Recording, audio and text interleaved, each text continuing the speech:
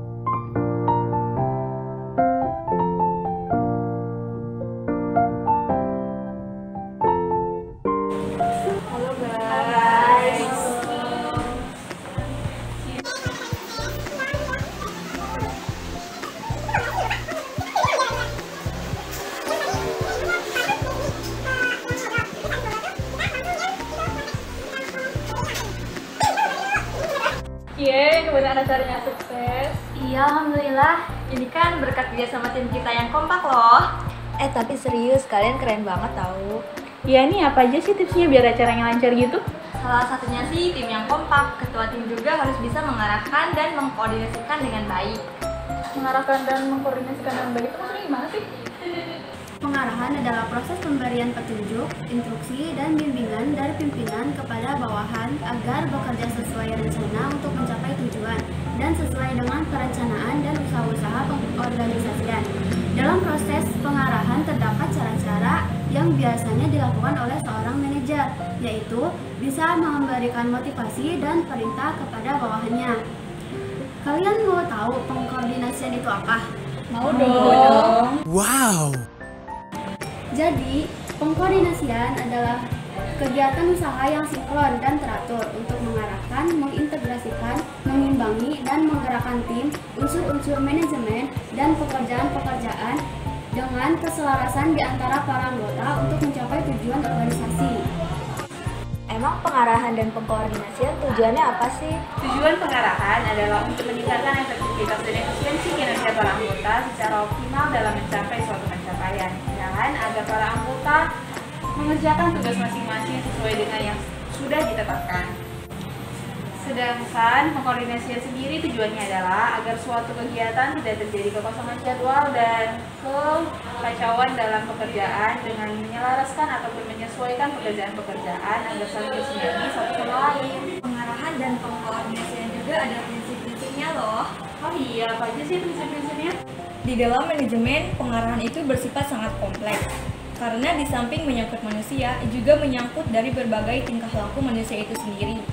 Manusia memiliki beberapa tingkah laku yang berbeda-beda, sehingga pengarahan yang dilakukan oleh pimpinan harus berpegang teguh pada beberapa prinsip.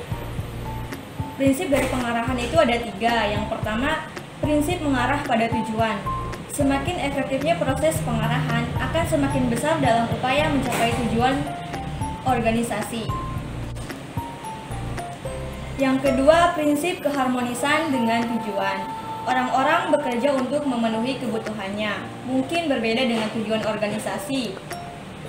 Kebutuhan mereka akan terpenuhi apabila bekerja dengan baik dan menyumbangkan kemampuannya untuk mencapai tujuan organisasi.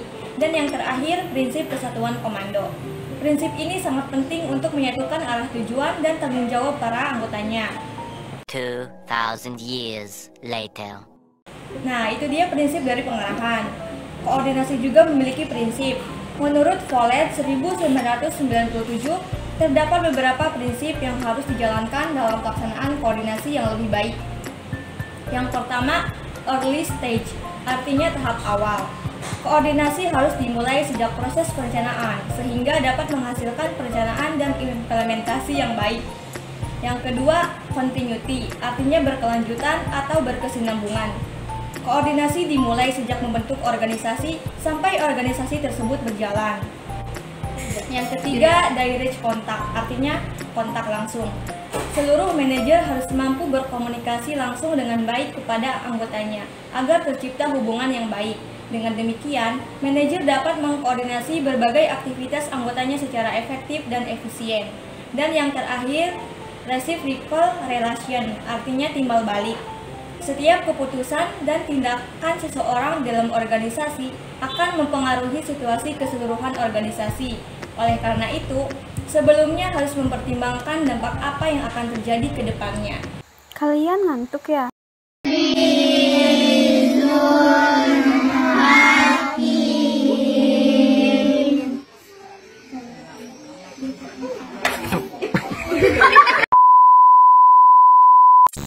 Pengarahan dan pengkoordinasian itu ada jenis-jenisnya juga loh.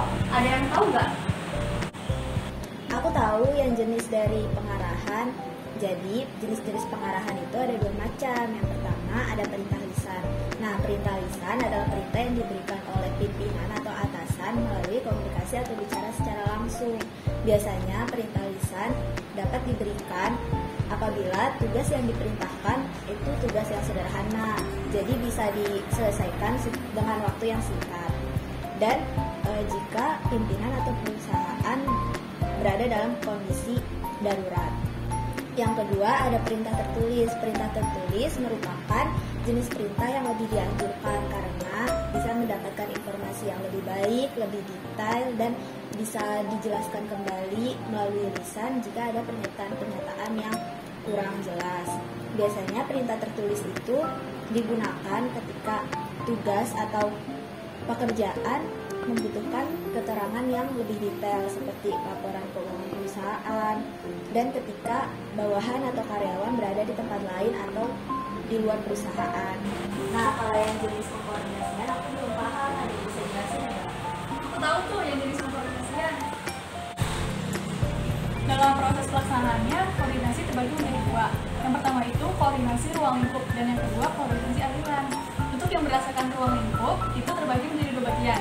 Yang pertama koordinasi internal, yaitu hubungan antara tingkat manajer, departemen, eksekutif, cabang, divisi, dan karyawan atau siapapun yang bekerja dalam suatu organisasi yang bertujuan menyelaraskan tujuan dan kegiatan unit kerja yang terdapat di dalam organisasi tersebut. Yang kedua koordinasi eksternal, yaitu bentuk hubungan antara organisasi dan karyawan dengan lingkungan eksternal mereka, seperti konsumen, pemasok, pesaing, masyarakat, dan lain-lain.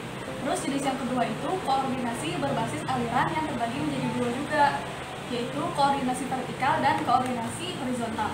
Koordinasi vertikal itu bentuk koordinasi yang dilakukan oleh setiap orang dalam organisasi dan harus dapat memastikan bahwa semua orang tersebut mampu melakukan tugas-tugas yang terintegrasi dan sejalan dengan aturan organisasi. Koordinasi vertikal ini berhubungan dengan pengarahan dan penyatuan instruksi dari atasan masing-masing unit kerja, seperti direktur pemasaran yang mengkoordinasikan tugas dengan atasannya.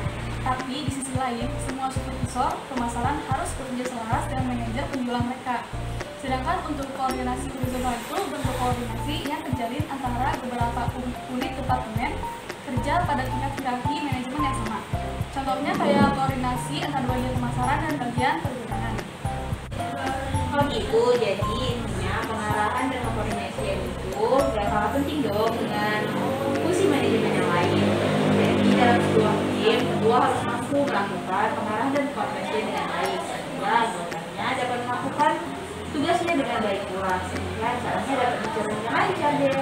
Oh iya ya, makasih ya tipsnya, kita jadi punya pemahaman baru nih.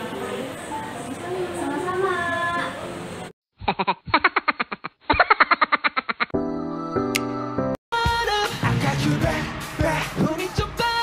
Salah.